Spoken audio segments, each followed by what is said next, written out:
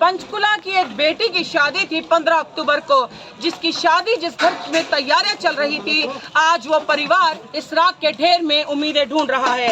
आज वो परिवार आप देख सकते हैं जिनका जीवन यापन किराने की दुकान से और मंदिर के पूजा पाठ के सामान से जो है रेडी मार्केट में चलता था, आज वो इस राख के ढेर में उन अन्न के दानों को ढूंढ रहे हैं, उस भगवान को ढूंढ रहे हैं जिसकी पूजा और आराधना के लिए वो लोगों को सामान बेचते थे। आपको बता दें कि पंचकुला में भीषण अग्निकांड हुआ है, जहां पर 148 दुकानें जलकर राख हो गई हैं। ये महज 148 दुकानें नहीं थी, ये किसी के घर में बेटी की शादी की तैयारियां थी, किसी के घर में बच्चों की पढ़ाई के लिए, उनके भविष्य के लिए योजना थी, किसी के घर में नए घर की नींव रखी जानी थी, तो किसी के घर में ये मरम्मत की दुकान थी। लेकिन इन दुकानों के जलने से उनके जीवन में अंधकार आ गया है।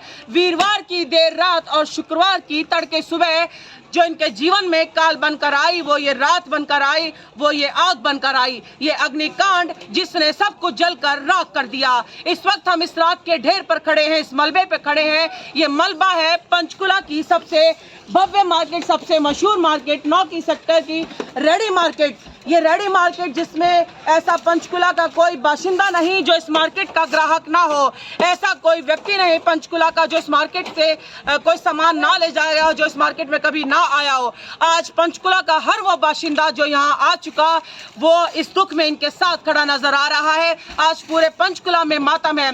महज 148 परिवार की उम्मीदें जलकर राख नहीं हुई, बल्कि पूरे पंचकुला वासी इस गम में इनके साथ हैं। वहीं आपको बता दें कि हरियाणा विधानसभा अध्यक्ष जो पंचकुला के विधायक भी हैं, ज्ञानचंद गुप्ता, इन दिनों सरकारी दौरे पर विशेष विदेश यात्रा पर हैं, जहां पर उन्होंने तुरंत इस मामले का संज्ञान लेते हुए फौरी राहत के लिए उन्होंने 1 लाख रुपए तो व्यक्तिगत तौर पर दिए ही हैं, साथ ही अपने व्यक्तिगत तौर और साथ में सरकार के द्वारा मदद का आश्वासन भी दिया है। वहीं अगर बात करें पंचकुला के व्यापारी वर्ग की, तो एक बड़ी पहल उनके द्वारा की जानी है क्राउड फंडिंग की।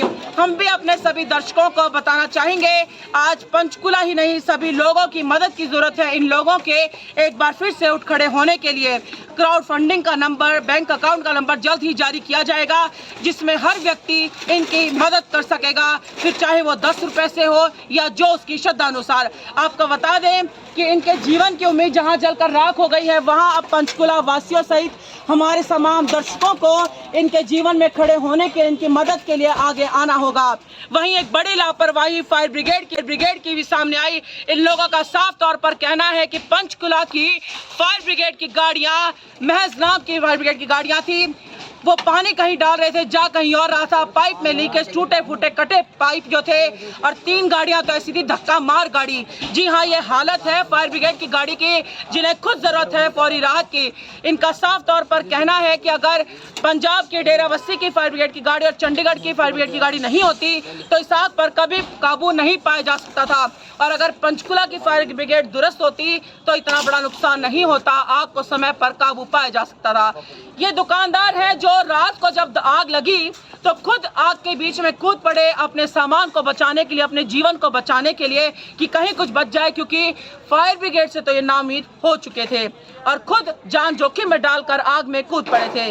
किसी तरीके से भी कोशिश कर रहे थे कि कुछ बच जाए, लेकिन उनके हाथ लगा तो ये राख का ढेर। मैं चाहूंगी, देखिए ये चूड़ियां हैं जो किसी के घर में किसी का सौंदर्य के लिए श्रृंगार का सामान था, किसी के जीवन में सुंदरता लाने के लिए थी।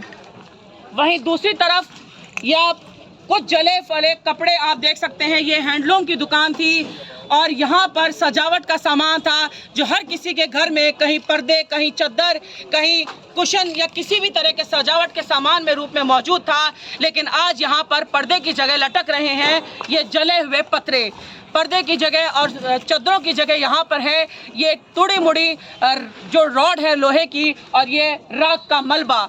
जहाँ पूजा का सामान होता था, जहाँ भगवान की कृपा होती थी, वहाँ आज राख का ढेर है। जहाँ अन्न का दाने होते थे, जहाँ राशन होता था, वहाँ आज राख का ढेर है। ये राख का ढेर इन लोगों की उम्मीदें हैं जो राख में तब्दील हो गई हैं। लेकिन एक बार हम सबको इन सब के लिए खड़ा होना होगा और इनकी मदद के लिए आगे आना होगा।